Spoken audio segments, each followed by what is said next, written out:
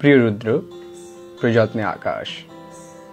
তুমি আকাশের ঠিকানা চিঠি লিখতে বলেছিলে। তুমি কি এখন আকাশ জুড়ে থাকো? তুমি আকাশে উড়ে বেড়াও তুলোর মতো, পাখির মতো। তুমি এই জগৎ সংসার ছেড়ে আকাশে চলে গেছো। তুমি আসলে বেঁচেই গেছো রুদ্র। আচ্ছা, তোমার কি পাখি হয়ে উড়ে ফিরে আসতে ইচ্ছে করে না? তোমার সেই ইন্দিরা রোডের বাড়িতে আবার সেই নীলক্ষেত, শাহবাগ, পরিবাগ, লালবাগ চষে বেড়াতে ইচ্ছে তোমার হয় না? আমি বিশ্বাস করি না। ইচ্ছে ঠিকই হয়, পারো না। অথচ একসময় যা ইচ্ছে হতো তোমার তাই করতে। ইচ্ছে যদি হতো সারা রাত না ঘুমিয়ে গল্প করতে করতে, ইচ্ছে যদি হতো সারাদিন পথে পথে হাঁটতে হাঁটতে। কে তোমাকে বাধা দিত?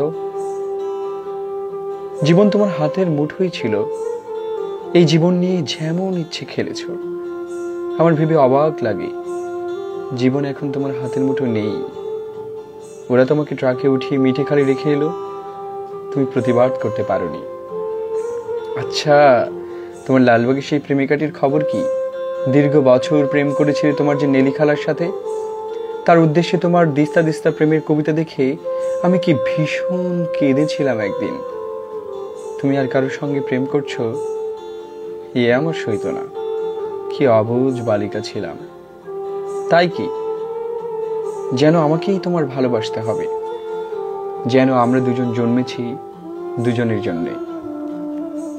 যেদিন ট্রাকে করে তোমাকে নিয়ে গেল বাড়ি থেকে, আমার খুব দম বন্ধ লাগছিল।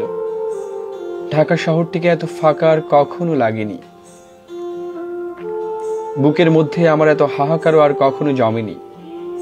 আমি ঢাকা ছেড়ে সেদিন চলে গিয়েছিলাম ময়মনসিংহে।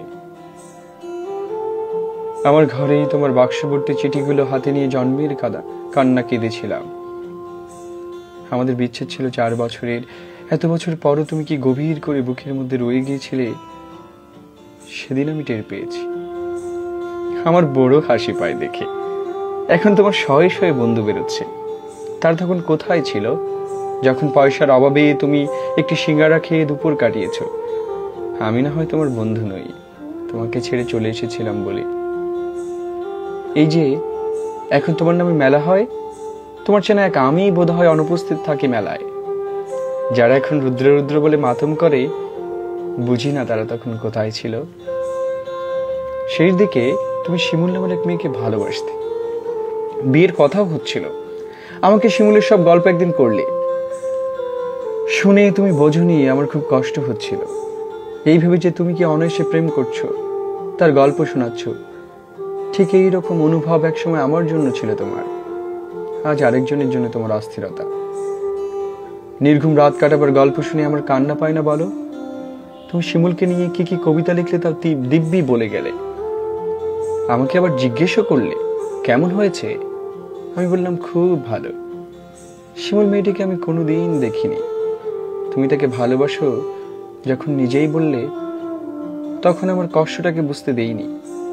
তোমাকে ছেড়ে চলে গেছি ঠিকই, কিন্তু আর কাউকে ভালোবাসতে পারিনি। ভালোবাসা যে যাকে তাকে বিলোবার জিনিস নয়। আকাশের সঙ্গে কত কথা হয় রোজ, কষ্টের কথা, সুখের কথা। একদিন আকাশ ভরা জ্যোৎস্নায় গা ভেসে যাচ্ছিল আমাদের। তুমি 2-4টে কষ্টের কথা বলে নিজের লেখা একটি গান শুনিয়েছিলে।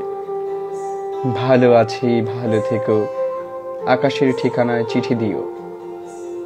মোংলায় বসে গানটি লিখেছিলে। মনে মনে তুমি কার চিঠি চেয়েছিলে?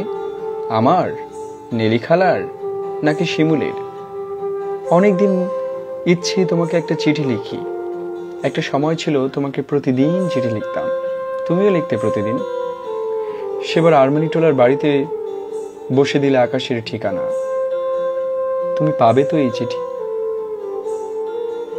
জীবন এবং জগতের তৃষ্ণা তো মানুষের কখনো মেটে না। তবু মানুষ আর বাঁচে কদিন বলো? দিন তো ফুরোই। আমার কি দিন ফুরোচ্ছে না? তুমি ভালো থেকো, আমি ভালো নেই। ইতি সকাল। পুনশ্চ আমাকে সকাল বলে ডাকতে তুমি। কতকাল ওই ডাক শুনি না। তুমি কি আকাশ থেকে সকাল আমার সকাল বলে মাঝে মধ্যে ডাকো, নাকি নাকি আমি ভুল শুনি?